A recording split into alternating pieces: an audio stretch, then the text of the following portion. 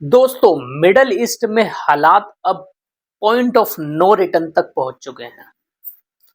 Donald Trump ने तो Iran को खुली धमकी दे दी है, या तो समझौता करो या फिर स्टोन एज यानी पाषाण युग में जाने के लिए तैयार हो जाओ।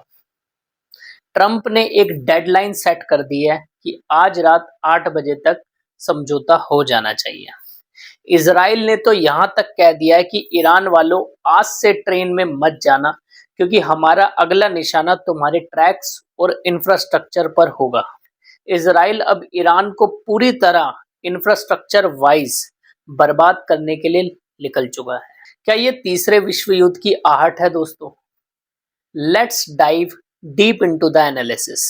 उससे पहले मुझे फॉलो और सब्सक्राइब कर लीजिए ताकि ऐसी जियोपॉलिटिक्स की न्यूज आपको फ्यूचर में मिल सके। हाल ही में दोस्तों, ईरान के अंदर अमेरिका का एक F-15 फाइटर जेट गिराया गया, लेकिन ट्रंप ने अपनी प्रेस कॉन्फ्रेंस में एक बात बताई जिसने सबको हैरान कर दिया।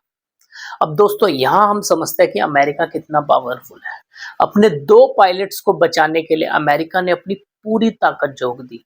एक वेपन सिस्टम ऑफिसर WSO को रेस्क्यू करने के लिए अमेरिका ने 155 एयरक्राफ्ट्स भेजे, जिसमें से 4 बॉम्बर्स थे और 64 फाइटर जेट्स और 48 रिफ्यूलिंग टैंक्स शामिल थे।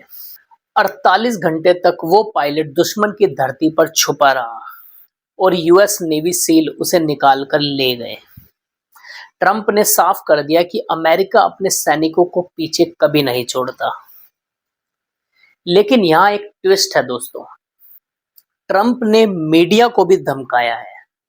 उनका कहना है कि जब रेस्क्यू चल रहा था तो किसी ने खबर लीक कर दी कि एक पायलट अभी भी फंसा हुआ है, जिसके बाद IRCG के कमांडोज वहां पहुंच गए।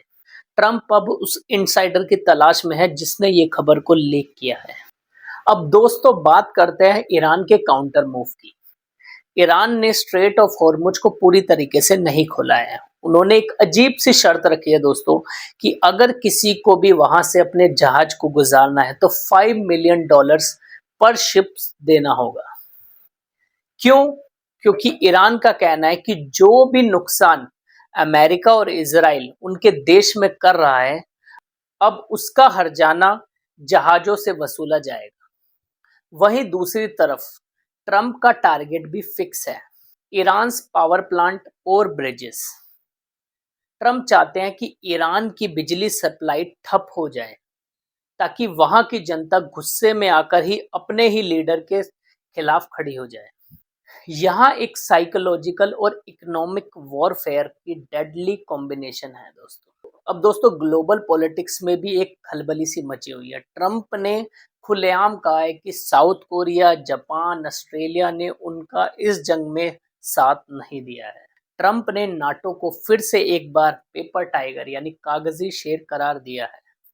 हालांकि नाटो के चीफ अब ट्रंप से मिलने जा रहे हैं, लेकिन उनसे मिलने से ही पहले ट्रंप ने कह दिया है कि नाटो से उन्हें कोई उम्मीद नहीं है।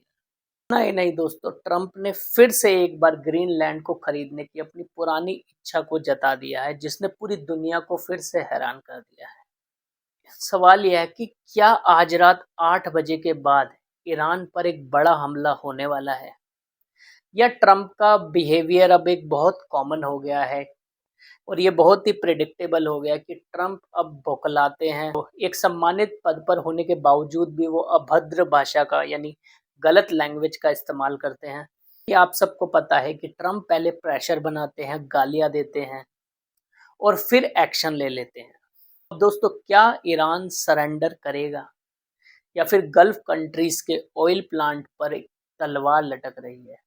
वक्त बहुत कम बचा है दोस्तों। अगर आपको ये एनालिसिस पसंद आया हो तो नीचे एक सब्सक्राइब बटन है, उसे दबा दीजिए, क्योंकि उसे दबाने से आपका कुछ नहीं जाएगा लेकिन हमें एक बहुत बड़ा मोटिवेशन मिलता है। और ये वीडियो अगर आप इंस्टाग्राम पे देख रहे हैं तो मुझे फॉलो कीजिए। मिलते हैं अगले टॉपिक पे, जब तक के लिए जय हिंद।